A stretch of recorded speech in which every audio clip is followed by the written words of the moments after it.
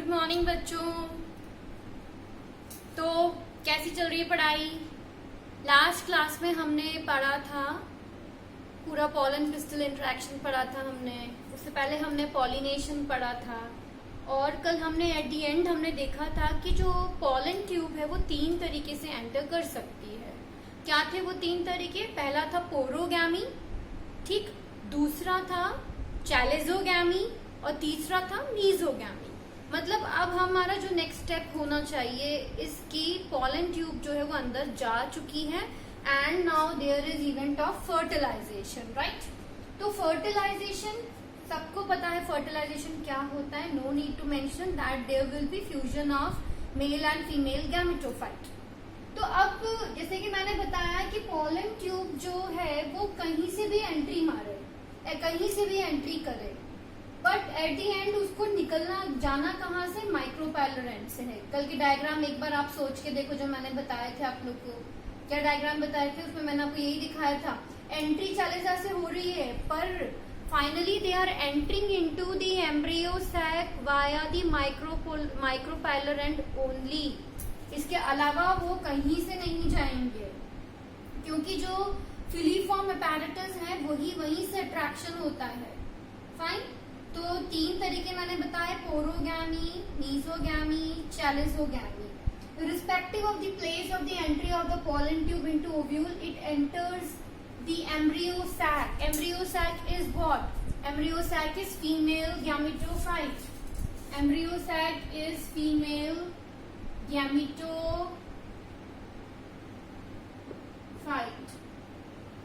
Embryo sac is female gametophyte. और ये entry कहाँ से होगी? हर बार एंट्री जो है वो माइक्रोपाइलर एंड से ही होगी, इसमें कोई एक्सेप्शन नहीं है, ठीक। इसके बाद हम बात करें अब पॉलन ट्यूब जो है, pollen tube enters into embryo sac directly into one of the synergids. It is important to learn, it is given in NCERT also. बच्चों ये एनसीईआरटी में भी गिवन है कि भाई पॉलन ट्यूब जो है वो कहाँ से एंटर करती है? वो सिनर्जिड से एंटर कर रही है, ठीक। और पॉलन ट्यूब में आगे कौन सा सेल होता है? अगर हम पॉलन ट्यूब का डायग्राम ड्रॉ करें यहाँ पे हल्का सा, तो आगे बड़ा वाला न्यूक्लियस होता है, पीछे 2 गैमेट्स होते हैं। तो ये है वेजिटेटिव और ये दोनों हैं गैमेट्स।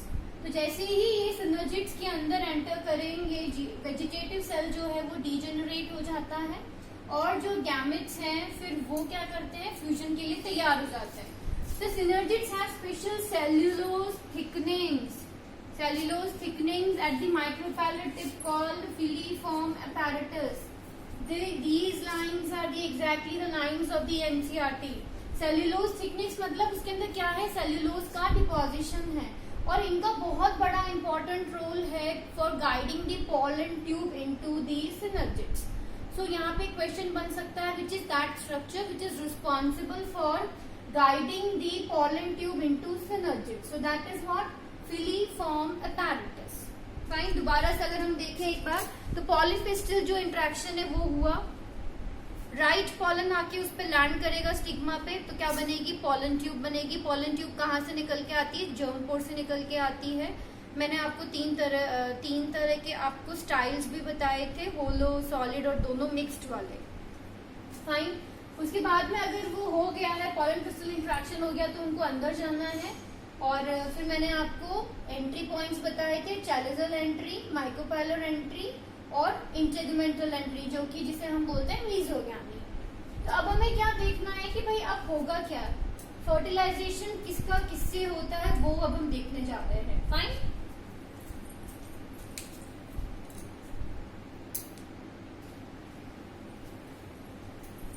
तो फर्टिलाइजेशन की बात करें तो हमें पता है मेल गैमेटोफाइट क्या है, फीमेल गैमेटोफाइट क्या है। मैंने आपको पूरा जो एम्ब्रियो सैक का जो फॉर्मेशन है वो मैंने आप लोगों को समझा दिया था, पर हम थोड़ा सा एक बार वापस से देख लेते हैं ताकि हमें और क्लैरिटी मिल जाए। तो ओव्यूल का अगर हम स्ट्रक्चर देखें तो हमने ओव्यूल हम ऐसे बना लेते हैं, इसके अंदर सेल्स बना लेते हैं ताकि और ये रहे इंटेगुमेंट्स।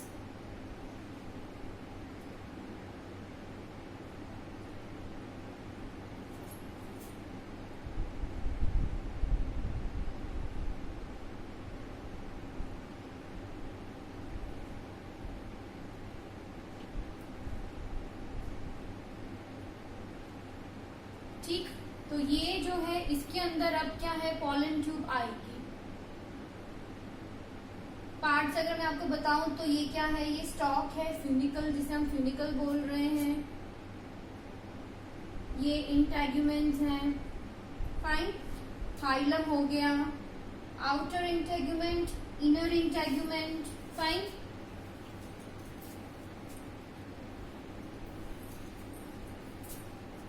एम्ब्रियो सैक की बात करें तो यहाँ पर हम देखेंगे कुछ सेल्स जो मैं आपको ऑलरेडी बता चुकी हूँ। ये रहे ऊपर वाले एंटीपोडल सेल्स, नीचे जो है एग अपैरेटस होगा,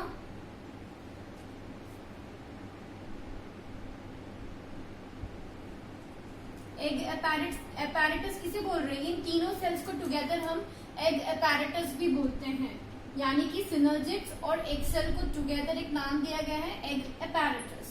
बीच में पोलर न्यूक्लियाई, इसे हमने बोला था 8 न्यूक्लियस और 7 सेल स्टेज, ठीक, ये इंपॉर्टेंट है। ये है micropylar reason, this is the micropylar reason. और जो पॉलन ट्यूब है कहीं से भी आए उसकी एंट्री यहीं से होगी। तो हम सपोज कर लेते हैं जैसे पॉलन ट्यूब और फिलीफॉर्म अपैरेटस भी बना देते हैं यहाँ पे कुछ इस तरीके से, ये रहे फिलीफॉर्म अपैरेटस। पॉलन ट्यूब जो है एंटर करता है फ्रॉम दी सिनर्जिड्स, फाइन, और अंदर जाके उसने वो जो 2 गैमेट्स हैं वो रिलीज कर दिए हैं। I am drawing that gametes with the blue colour, fine. ये 2 गैमेट्स यहाँ पे रिलीज हुए हैं। इन सेल्स को हम लेबल कर लेते हैं एक बार। ये है antipodal cells, this is polar nuclei and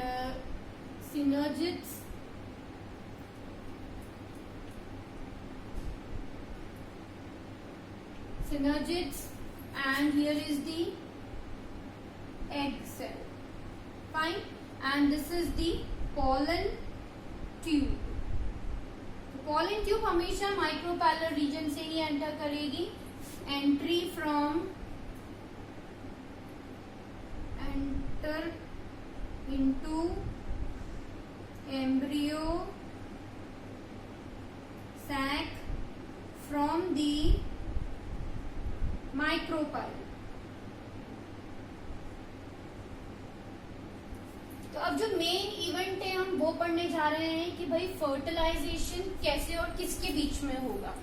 तो जो एंजियोस्पर्म्स है उनमें एक बहुत ही अच्छी खास बात यह है कि उनके अंदर एक्सक्लूसिवली एंजियोस्पर्म्स में होता है डबल फर्टिलाइजेशन। जैसे आपको स्टार्टिंग में दिमाग में आ रहा होगा कि यार ये 2 गैमेट्स क्यों बोला जा रहा है, तो 2 गैमेट्स इसलिए बोला जा रहा है क्योंकि यहाँ पे 2 गैमेट्स 2 बार फ्यूज हो रहे हैं and that is why angiosperm करते हैं डबल फर्टिलाइजेशन। ठीक, अब इसमें हम देख लेते हैं। सबसे पहला देखते हैं हम 1 male gamete fuses with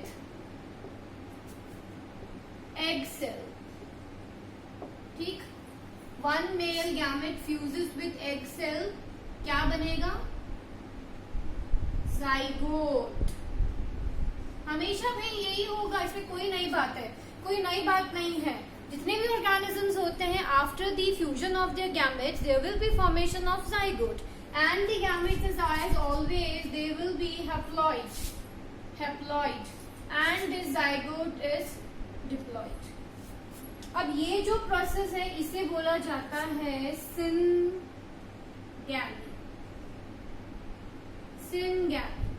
this is syngamy.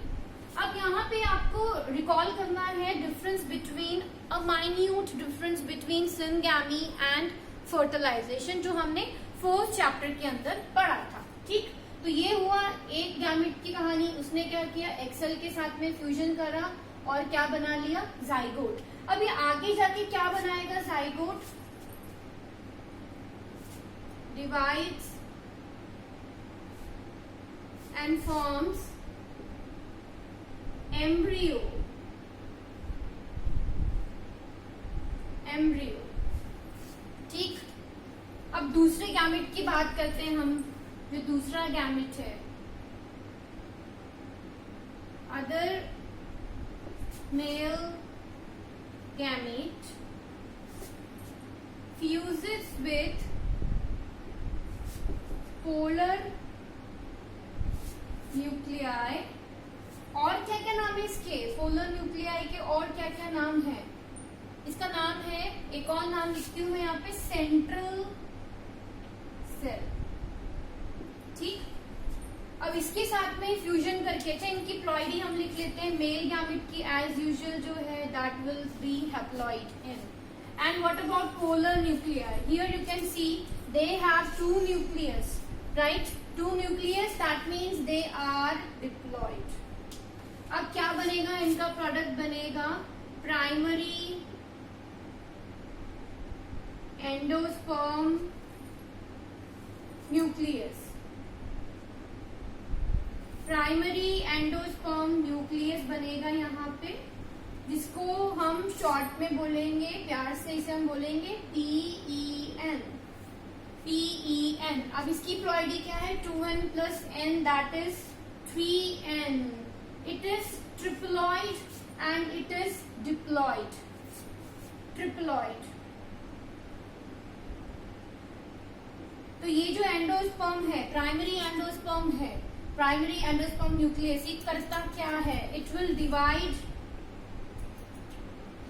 divides to form endosperm। अब ये एंडोस्पर्म क्या चीज है? एम्ब्रियो तो आप लोग को समझ में आ गया। एंडोस्पर्म सारा ट्रिप्लॉइड होगा। अब जैसे अगर हम ह्यूमंस की बात करें तो ह्यूमंस का जो न्यू जो ऑफरिंग बनता है, जो डेवलप होता है, उसका जो इनिशियल डेवलपमेंटल जो पीरियड होता है, that is inside the वोम of the mother. Fine, so it is getting nutrition from there. But what about this embryo? From where it will get the nutrition? इसको कहाँ से न्यूट्रिशन मिलेगा? तो जो endosperm होता है, जाइगोट तो बन जाता है, लेकिन जाइगोट बनने के बाद में थोड़ी देर के लिए रुक जाता है, और क्या बनाया जाता है? बहुत सारा एंडोस्पर्म बनाया जाता है। और ये एंडोस्पर्म क्या करता है? ये इसके अंदर स्टोरेज होता है फूड का, और ये इसको प्रोवाइड करता है न्यूट्रिशन, ताकि ये और डेवलप हो सके। तो यहाँ पे हम लिखते हैं इसका फंक्शन क्या है? It provides nutrition to the developing embryo. It provides nutrition to the developing embryo. जैसे अभी हमने इस वाले फ्यूजन को क्या बोला था? सिनगैमी बोला था, और इस वाले फ्यूजन को हम बोलते हैं triple fusion. Triple fusion, it is known as triple fusion.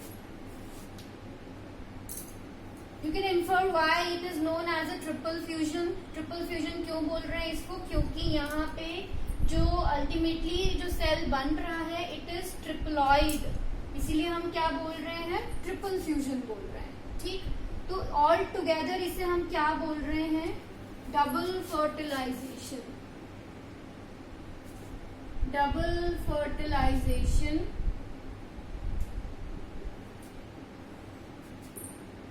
Double fertilization exclusively seen in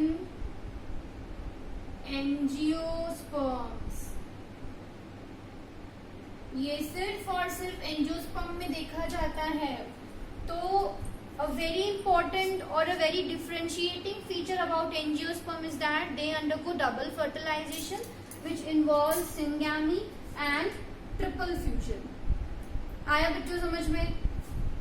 कुछ भी डाउट हो आप मुझे व्हाट्सएप कीजिएगा, क्योंकि हमारा लाइव लेक्चर नहीं है, तो आप लोग को डाउट आ रहा होगा तो भी आप अभी नहीं पूछ पा रहे होंगे, कोई दिक्कत नहीं है, पर आप मुझे व्हाट्सएप पे ये मैसेज कर सकते हैं। तो ये हुआ आपका फर्टिलाइजेशन, बहुत सिंपल है, एज इट इज आपकी एनसीईआरटी में भी गिवन है और ये टर्म्स भी गिवन है, सारी आपको अच्छे से लर्न करनी है। अब जैसे फर्टिलाइजेशन तो हो गया, अब जैसे फ्लावर के अंदर हो रहा था, ये सब कुछ फ्लावर के अंदर हो रहा था, और फ्लावर के अंदर भी ओवरी के अंदर के ओव्यूल के अंदर हो रहा था। तो अब हमें देखना है कि after fertilization what happens to the flower, क्या क्या सारे जो पार्ट्स होते हैं उनको क्या होता है, वो किस चीज में कन्वर्ट होते हैं, तो that we are going to सी।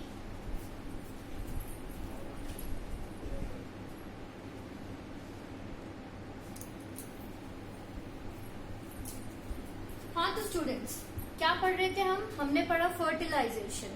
तो मैं आपको बता रही थी कि फर्टिलाइजेशन के बाद में क्या सिचुएशन होगी।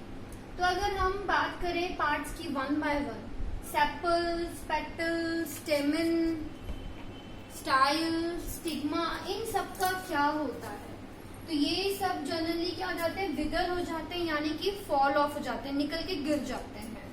अब जैसे कि यूजुअली ऐसा होता है, लेकिन सेपल्स की अगर हम बात करें, कुछ एक ऐसे फ्रूट्स हैं या वेजिटेबल्स हैं जिसके ऊपर सेपल्स स्टिल अटैच होते हैं, जैसे कि आप लोगों ने बताया भी था फर्स्ट क्लास में, जैसे ब्रिंजल हो गया, तो उस पे फ्रूट पे स्टिल जो है सेपल अटैच्ड है, बहुत प्रोमिनेंटली दिखता है। इसके अलावा टमाटो पे भी होता ही है।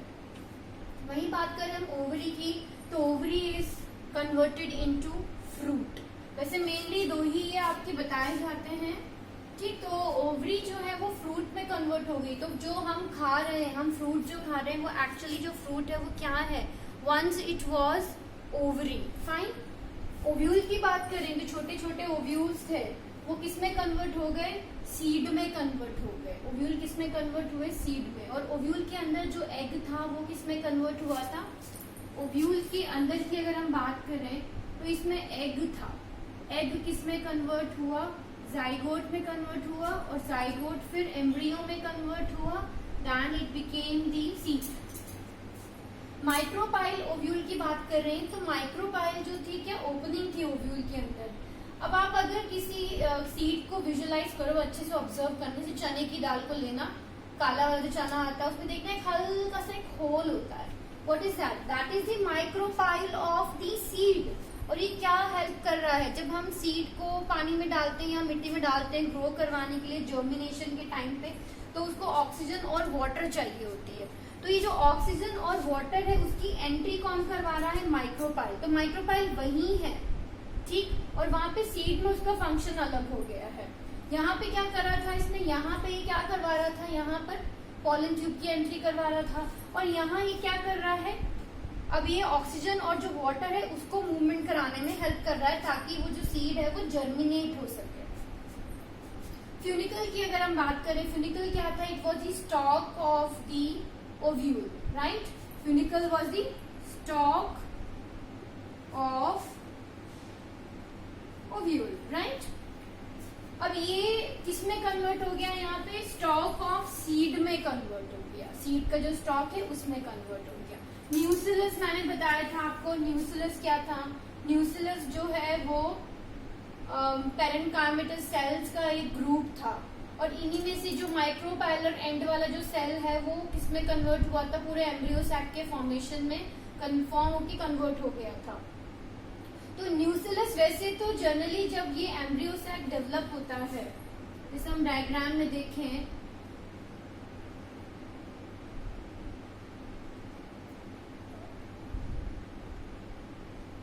तो जो हमने यहाँ पे हम बनाते थे, जैसे मान लो कि ये एम्ब्रियो सैक है, तो इसके अराउंड क्या है, पूरा न्यूसिलस है इसके अराउंड। ये चैलेजा हो गया ऊपर वाला रीजन, ये पूरा न्यूसिलस था।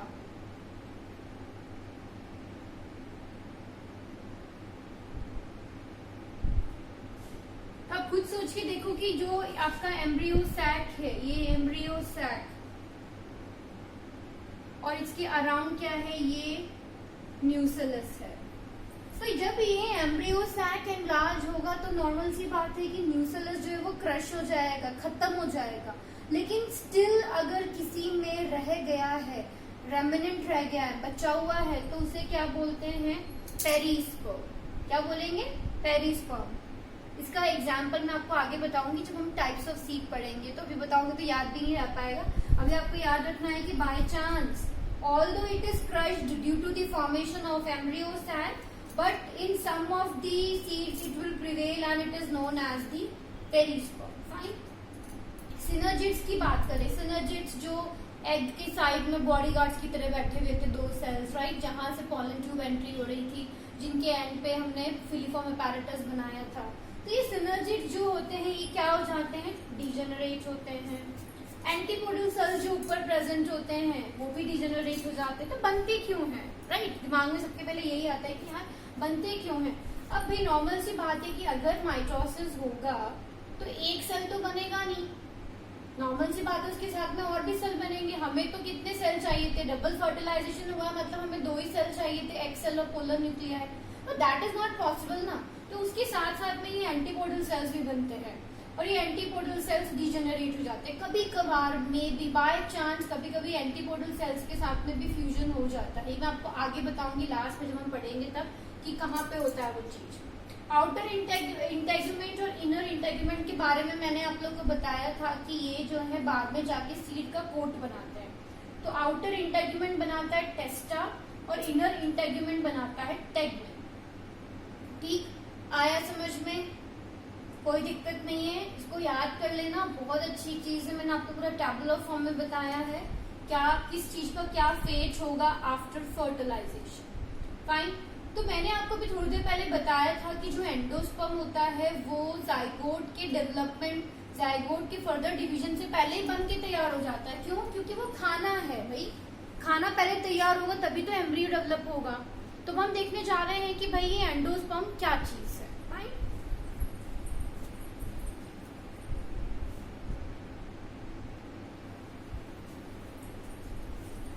तो एंडोस्पर्म की बात कर रहे हैं हम। एंडोस्पर्म जो है वो क्या है, कैसे बनता है। पीईएन, पीईएन क्या था, याद करो। पीईएन प्राइमरी एंडोस्पर्म न्यूक्लियस, जो कि किससे बना था, 1 male gamete when fuses with the polar nuclei. जब एक मेल गैमेट पोलर न्यूक्लियाई जो बीच वाला है, 2 न्यूक्लियस वाला है, उसके साथ में फ्यूजन करता है तो बनता है ये ट्रिप्लॉइड स्ट्रक्चर, जिसे सेल, जिसे हमने बोला था पीईएन। अब ये जल्दी से जैसे फर्टिलाइजेशन होगा ये डिवाइड करने लग जाएगा, but before the zygote starts to divide into an. ठीक है, तो क्या लिखा मैंने कि जाइगोट के डिवाइड होने से पहले इसको बनना है, तभी तो ये खाना प्रोवाइड करेगा ताकि जाइगोट जो है वो किस में कन्वर्ट हो सके, एम्ब्रियो में कन्वर्ट हो सके। अब ये है क्या, ये है न्यूट्रिटिव टिश्यू, क्योंकि ये किसको न्यूट्रिशन प्रोवाइड कर रहा है, ये डेवलपिंग एम्ब्रियो को न्यूट्रिशन प्रोवाइड कर रहा है। फाइन। और ये रेगुलेटरी स्ट्रक्चर भी है।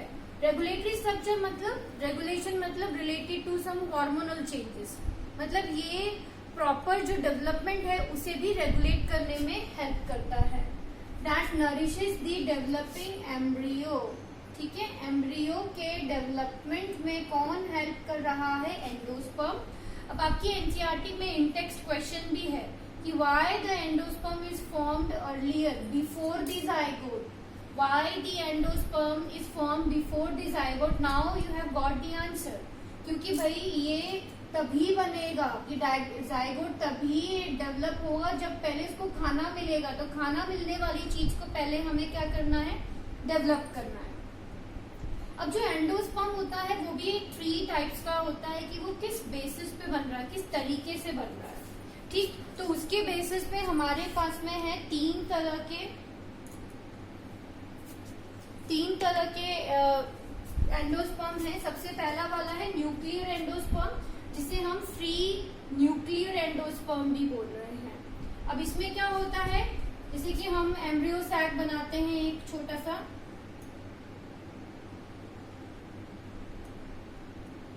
ये एम्ब्रियो सैक, ये मान लेते हैं यहाँ पे ये जाइगोट है, अभी ये रुका हुआ है। ठीक, और यहाँ पे बीच में क्या था आपका, ये पीईएन बना था, राइट। ये पीईएन जो है अब क्या करेगा, फ्री न्यूक्लियर डिवीजन करेगा। ये जो पीईएन है ये क्या करेगा, फ्री न्यूक्लियर डिवीजन, यानी कि बस क्या है, न्यूक्लियस बनते जाएंगे, बहुत सारे न्यूक्लियस होंगे, बहुत सारे। Several mitotic divisions without cell wall formation giving rise to free nuclei. Without cell wall formation giving rise to free nuclei. जैसे कि इसका बेस्ट जो एग्जाम्पल जो एनसीईआरटी में भी इतना डिटेल में दे रखा है, that is for the coconut water. और बाद में ये धीरे धीरे जो है वो सेल वॉल उनमें क्रिएट हो जाती है। तो अभी इनके अंदर क्या है, सेल वॉल नहीं है। ये सारे क्या है, ये सारे हैं फ्री न्यूक्लियाई। ये सारे क्या है, ये फ्री न्यूक्लियाई हैं। और एग्जाम्पल इसका बोले तो एग्जाम्पल है इसका कोकोनट। इम्पॉर्टेंट है बच्चों, ये एनसीईआरटी में है, काफी अच्छे से बता रखा है कि जो कोकोनट का जो वाटर होता है, it is what actually, it is the endosperm. ठीक है, जो फ्री न्यूक्लियस है ना वो लिक्विड फॉर्म में उसके अंदर पड़े हुए हैं। और जो व्हाइट वाला है वो क्या है, जब ये न्यूक्लियस के अराउंड सेल वॉल बन जाती है तो वो व्हाइट कर्नल में कन्वर्ट हो जाते हैं। आया समझ में? तो ये क्या है, न्यूक्लियर यानी कि फ्री न्यूक्लियर एंडोस्पर्म। ये जो कोकोनट का वाटर होता है ना, इसको यूज किया जाता है प्लांट टिश्यू कल्चर में फॉर ग्रोथ पर्पस। क्योंकि इसके अंदर क्या है, मैंने जैसे बताया, इसमें रेगुलेटरी स्ट्रक्चर भी है, यानी कि इसमें कुछ हार्मोन्स भी प्रेजेंट होते हैं। तो जब प्लांट टिश्यू कल्चर कर रहे होते हैं तो उस प्लांट टिश्यू कल्चर के दौरान कुछ ग्रोथ के लिए चाहिए होता है, तो उसमें कोकोनट वाटर यूज करते हैं। एक तो कोकोनट वाटर क्या होता है, स्टेराइल होता है, क्योंकि वो बिल्कुल बंद रहता है पानी, तो उसमें कंटामिनेशन के चांसेस नहीं है। तो मैं लिख रही हूँ coconut water is used in plant tissue culture due to the nature of coconut water as a nutritive substance, it will help in the plant tissue culture also. तो ये क्या है आपका, ये है आपका फ्री न्यूक्लियर एंडोस्पर्म। एग्जाम्पल याद रखो कोकोनट, यही बता रखा है एनसीईआरटी में, ज्यादा डिटेल में बाकी नहीं बता रखे हैं। अब सेल्यूलर की अगर हम बात करें, नाम से सोचो, यहाँ पे क्या था, न्यूक्लियर था, यानी कि यहाँ पे सारे का सारा न्यूक्लियस था। अब यहाँ पे क्या है, धीरे धीरे न्यूक्लियस बनेगा। Primary endosperm divides into two nuclei and it immediately followed by wall formation. क्या बन जाएगा, वॉल बनती जाएगी। यहाँ पे क्या था कि वॉल फॉर्मेशन नहीं बन रहा था, वॉल नहीं फॉर्म हो रही थी। तो इसका अगर हम डायग्राम देखें छोटा सा, तो here's the zygote, it is waiting for the food, right? खाना मिलेगा तब ये बनना शुरू होगा न्यूट्रिशन लेके। अब इसके अंदर क्या होता है, ये जो सेल्स बने इसके अराउंड सेल वॉल आ गई, फिर बने सेल वॉल, फिर न्यूक्लियस डिवाइड हुआ, फिर सेल वॉल, ऐसे सेल वॉल बनती जाएगी और ये इकट्ठा होता जाएगा।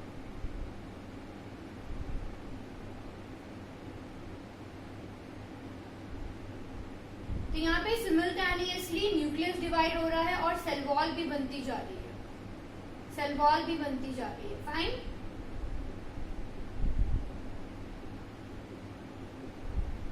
ठीक। तो ये पूरा कैसा है, ये सेल्यूलर है, राइट। इसका एग्जाम्पल हम लिखते हैं पिटूनिया और यूट्रिकुलेरिया। ठीक, it's an aquatic plant, utricularia. Fine, तो ये हो गया आपका cellular endosperm.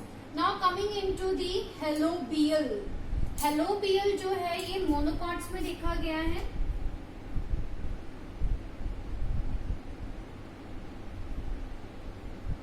Monocots, it is seen in monocots. Fine, तो ये इसमें क्या है, ये इंटरमीडिएट है, मतलब इसमें आधा जो है वो सेल्यूलर वाला होगा और आधे में क्या प्रेजेंट होंगे, न्यूक्लियाई प्रेजेंट होंगे। ओके, चलो डायग्राम देखते हैं इसका भी। Embryo sac, zygote, some are like free nuclei present है, and some portion is the cellular one.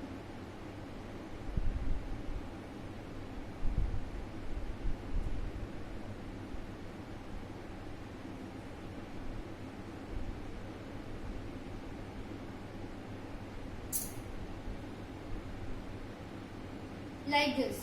तो इसे क्या बोला जा रहा है? It is intermediate between the nuclear and cellular endosperm. It is also seen in Hydrilla and Vallisneria. Remember, we have studied something about Hydrilla and Vallisneria. Yes, in the pollination we have studied. They used to show what? Hydrophily. पानी के अंदर से ही इनका pollination हो रहा है. So you can write two more examples: Hydrilla and Vallisneria. आया बच्चों समझ में? तो ये था एंडोस्पर्म के बारे में और एंडोस्पर्म के टाइप्स के बारे में।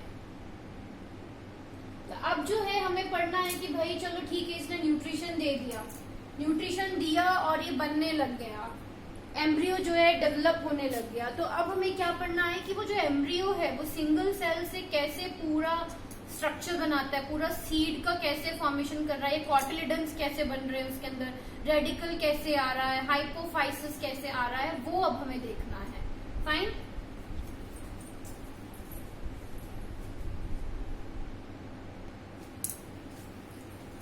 तो एम्ब्रियो फॉर्मेशन से पहले हम थोड़ा सा एंडोस्पर्म का थोड़ा सा और देख लेते हैं, ठीक है, क्योंकि डाइकोट वाला जो एम्ब्रियो का डेवलपमेंट है थोड़ा बड़ा है। मैं चाहती हूँ कि जब आप लोग लाइव हो तो हम उसको करें तो अच्छा लगेगा, आप डाउट भी पूछ पाओगे, इंटरेस्टिंग भी है वो। तो उससे पहले हम ये देख लेते हैं, ये भी आपके एनसीईआरटी में गिवन है। तो एंडोस्पर्म, जैसे कि मैंने क्या बोला, एंडोस्पर्म पूरा कंज्यूम हो सकता है एम्ब्रियो डेवलपमेंट में और वो सीड में रह भी सकता है। दो कंडीशंस है, अगर सीड में एंडोस्पर्म नहीं रहा तो उसे हम बोलते हैं नॉन एंडोस्पर्मस, और हम बोल सकते हैं एक्स एल्ब्यूमिनस सीड्स। पूरा कंज्यूम हो गया वो एम्ब्रियो डेवलपमेंट के चक्कर में, तो कौन से होंगे सीड्स? पी, ग्राउंडनट और बीन्स। ये वाले जो सीड्स हैं वो कैसे हैं? Non endosperms. आप सोचोगे कि फिर ये जर्मिनेट कैसे करेंगे? तो इनमें कॉटिलिडन होता है, तो कॉटिलिडन की हेल्प से वो लोग क्या करते हैं? डेवलप होते हैं। आगे देखेंगे हम इसके बारे में भी। अभी आपको क्या देखना है कि भाई seeds on the basis of presence और एब्सेंस ऑफ एंडोस्पर्म कितने तरह के होते हैं। तो on the basis of presence और absence of endosperm, if endosperm is present they are non endospermous, without endosperm they are non endospermous और ex albuminous. और अगर एंडोस्पर्म है तो उसे हम बोलेंगे एंडोस्पर्मस और एल्ब्यूमिनस। अब ये करते क्या है? This provide nutrition to the embryo during seed germination. Seed हम डाल रहे हैं तो भाई अब सीड को जर्मिनेट होने के लिए भी तो कुछ चाहिए होगा न्यूट्रिशन, तो वो कौन प्रोवाइड करता है? ये जो बचा हुआ एंडोस्पर्म है वो प्रोवाइड करता है। Seen in coconut, castor, rice, wheat, जो ग्रेन्स होती हैं वो मेनली क्या होते हैं? आपके एंडोस्पर्मल सीड्स होते हैं। अब कुछ हम इसके अंदर वेरिएशन देखें, कुछ डिफरेंट टाइप का देखें तो होते हैं रूमिनेंट एंडोस्पर्म। रूमिनेंट एंडोस्पर्म क्या होते हैं? इसमें जो एंडोस्पर्म होता है उसमें काफी इरेगुलरिटी होती है और अनइवननेस होती है, मतलब आपको पूरा सेम नहीं दिखेगा एंडोस्पर्म, उसमें अनइवननेस है, जैसे कि देखा गया है कस्टर्ड एप्पल के अंदर। फाइन। दूसरा है मोज़ैक एंडोस्पर्म। मोज़ैक का मतलब क्या होता है कि अलग अलग कलर में हो गया है। तो ये किसमें देखा गया है? मेज में। Tissues of the endosperm do not possess similarity. जो सेल्स है कुछ बड़े कुछ छोटे ऐसे होंगे। जैसे अभी मैंने आपको एंडोस्पर्म बनाया था तो मैंने सारे सेल सेम टाइप के बनाए थे, लेकिन मेज के अंदर क्या होता है? उसमें मोज़ैक टाइप फॉर्मेशन होता है, अलग अलग कलर या अलग अलग शेप एंड साइज के टिश्यूज होते हैं एंडोस्पर्म में। फाइन। तो हम आज के लिए इतना ही रखते हैं। नेक्स्ट क्लास में हम जो है एम्ब्रियो का डेवलपमेंट पढ़ेंगे, डाइकॉट का पढ़ेंगे और फिर हम दोनों का स्ट्रक्चर देखेंगे, मोनोकॉट और डाइकॉट का जो एम्ब्रियो का स्ट्रक्चर होता है वो देखेंगे। उसके बाद हम सीड के टाइप्स देखेंगे and in the next class most probably we will be ending this chapter. तो आपको क्या करना है? रिवाइज करना है। As I always say you guys have to revise revise and revise. Fine. तो आज का नहीं समझ में आया है तो आप लोग मुझे मैसेज कीजिए, कुछ भी डाउट होता है तो पूछिए। ठीक, ओके, बाय बाय।